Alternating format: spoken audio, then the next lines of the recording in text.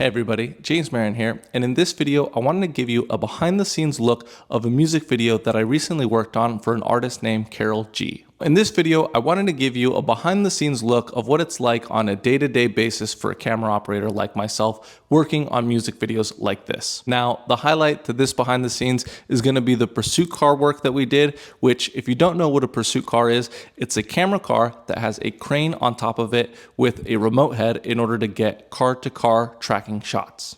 So I ended up seeing the arm car on the way to work, and here it is on the trailer getting towed to the location. And here's a closer look at the arm car, where typically you have the focus puller, a DP or operator, the director, the person who actually operates the crane on top of the car, and of course the driver of the vehicle. And as you can see, there's a bunch of monitors, one for each person that's in the vehicle, so everybody can see what they're doing. And here we have the controller for the remote head. This is for the operator to use the joystick to control pan, tilt, roll, sometimes zoom, and it's got pretty much controls for every single variable that you would need to control on the remote head. And here you can see how the monitors are mounted on the seats themselves. And of course everybody gets a monitor, and even the driver gets a monitor. This little tiny monitors so the driver could kind of look over every now and then and see what he's framing. And yes, the name of the manufacturer who makes both the remote head and this arm is called Black Unicorn.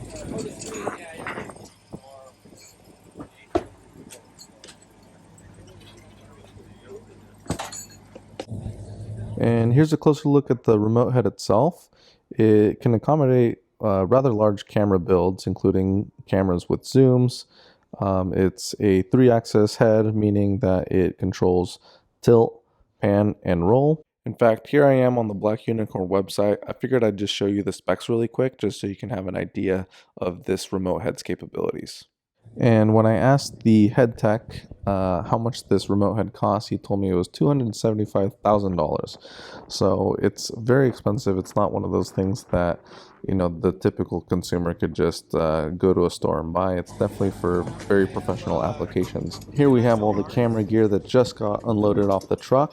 This is all the stuff that we're using today, including 2 Sony Venices, one for each unit. So one unit is doing one set of work, and the second unit, which is what I was doing, is doing another set of shots, so the day could just be accomplished faster. On the arm car, we had some Panavision glass that's made for large format sensors like our Venice.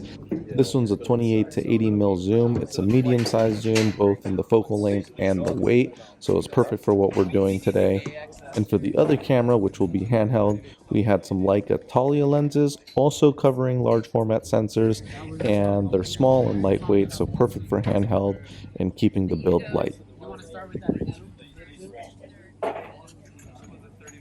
And here's that Panavision zoom on the camera, pretty much ready to go. This build just needs to have the monitor removed, because obviously you don't need that when it's on the arm. And I believe another motor needs to go on, so the polarizer that will be in the matte box can be controlled wirelessly. Here's one of the cars that'll be on camera, along with another car that I'll show you in a second. But these things look like they were fully customized, and I don't know anything about cars, so maybe this will be of interest to someone who actually knows what this is.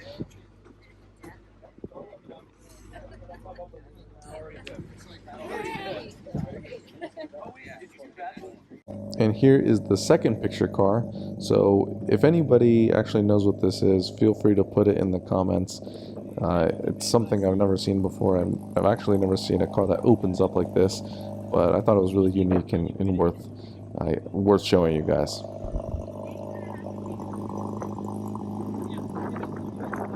Alright, so here's the very first shot of the day. Here we are making use of the camera car in other ways than just getting car tracking footage. We're essentially using it like a techno crane.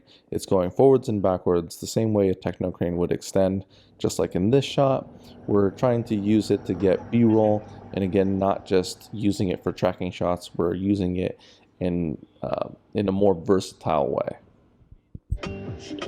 So after getting some B-roll and waiting for Talent to get ready, here we are shooting our first performance take of the day with Talent performing directly to camera. And again, we're making use of the camera car and the crane on top of the car by getting shots like this that aren't necessarily car tracking shots.